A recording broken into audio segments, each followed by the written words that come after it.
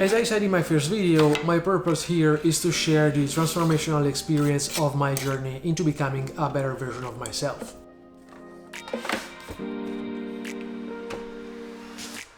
Even if my main focus on this channel is on fitness and well-being, I think it's worth to reiterate that it all starts in our brain.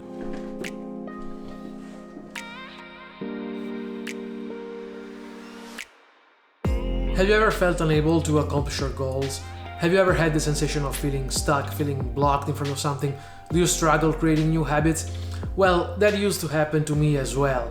And although I'm far away from where I really would like to be, I still have to pat myself in the back for having come a long way thus far.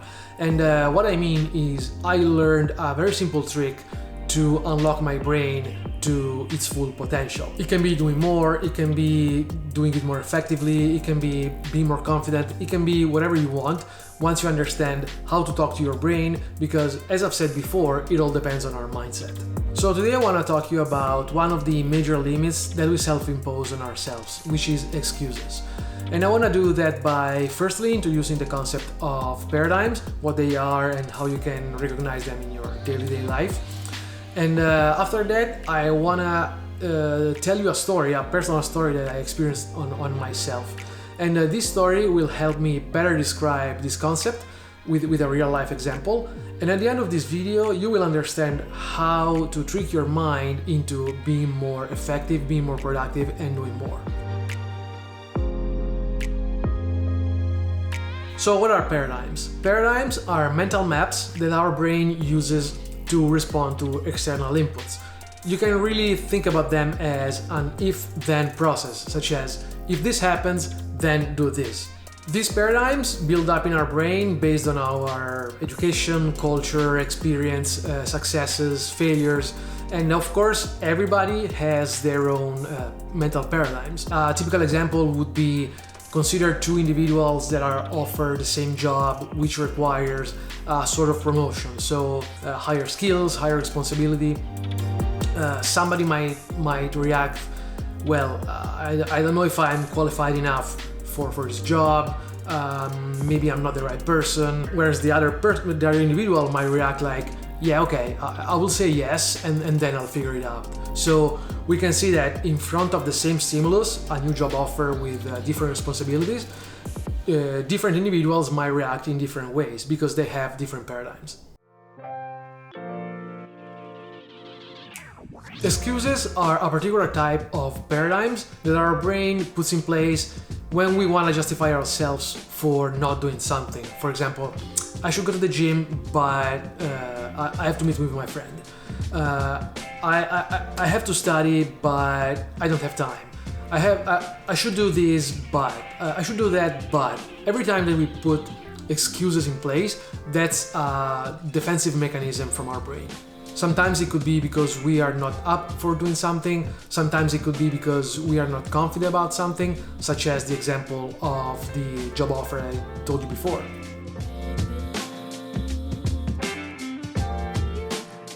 The experience that really changed my approach with excuses was in 2017. I lived in California at the time, and I remember I was tagged in one of those Facebook challenges. It was the 100 Days Fit Challenge.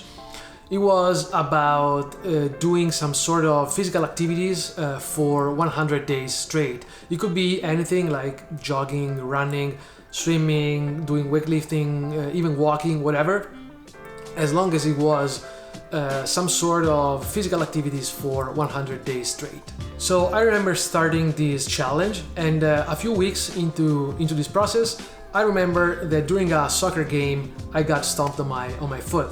So for the next 3 or 4 days, I was kind of uncomfortable, like even walking. So I could not really do much of weightlifting and running.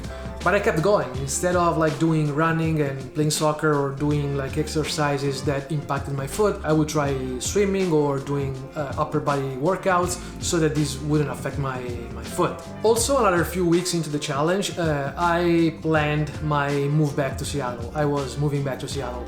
And my wife and I, we split the travel into 2 days. We slept one night in Eugene, Oregon, if I remember correctly. And well, of course, I had to keep up with with this challenge, right? So I had no gym, of course. So in the hotel room, I did some sort of like HIIT workout, body weight squats, push-ups, and anything I could do inside a hotel room. And my wife was like making fun of me. Hey, what are you doing? Like after 10 hours of driving, you are doing like a workout in the hotel room. Yes, I had to keep up with the challenge. It's a challenge I committed to, so I just want to keep up with it. So at the end of the challenge, I was able to perform my 100 workouts in 100 days, even if I encountered a few hurdles down the road. And this is exactly what the challenge was about.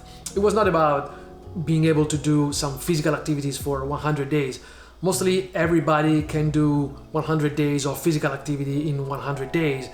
Even if it was just like walking 20 minutes per day, you can do it for 100 days if you commit to it.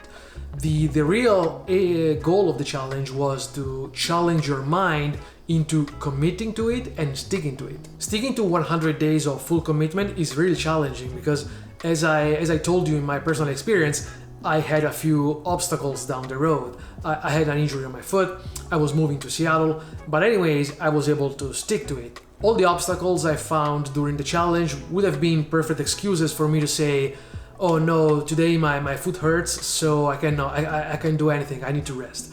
Or maybe, oh no, yeah, I'm moving to Seattle, I don't have a gym available, I don't have free weights available, so I can't do anything today. But the truth is that these are only excuses. The real challenge is to stick to your commitment no matter what. If you let excuses get in your way, you will always find an excuse to justify yourself into not doing something. You will always find a valid excuse not to do something. Because, think about it, life will always happen to you while you live it. So, if you really want to do something, you have to forget about excuses and you have to not let excuses get into your way. So how do you achieve this? It's a very simple trick and it consists in the way you talk to your brain. Instead of talking to your brain in terms of closed sentences such as today my foot hurts, there's nothing I can do, or I'm moving to Seattle, I'm sleeping in a hotel room, I don't have a gym available, so there's no way I can work out. Instead of talking to your brain like this, talk to your brain in terms of open sentences such as, okay, my foot hurts today, what can I do that doesn't impact my foot? Okay, I'm moving to Seattle, I'm sleeping in a hotel room, what can I do even if I don't have any equipment? And why is this trick so powerful? Because if you feed your brain with a closed sentence, you're not giving your brain options. You are just ending the process there. You are just telling your brain that there's nothing you can do to fix the problem. If you are rephrasing the sentence in a form of an open question, your brain, even in the background, will continue to process the question to find an answer. I know this trick seems very simple, but trust me, it is very powerful and very effective. So next time you feel overwhelmed or you feel you're not achieving what you want, try to analyze the way you talk to your brain and try to see if you recognize this pattern. Try to see if you're talking to your brain in terms of closed sentences. And when you detect it, try to rephrase the same problem, the same phrase in an open question, so that you keep thinking about it and sooner or later you will find a solution. As any other change, it might take a while before it becomes second nature, but when it does, trust me, you will fully unlock your potential and you will see a lot of benefits. Meanwhile, I hope that you found this tip very useful and see you in the next video.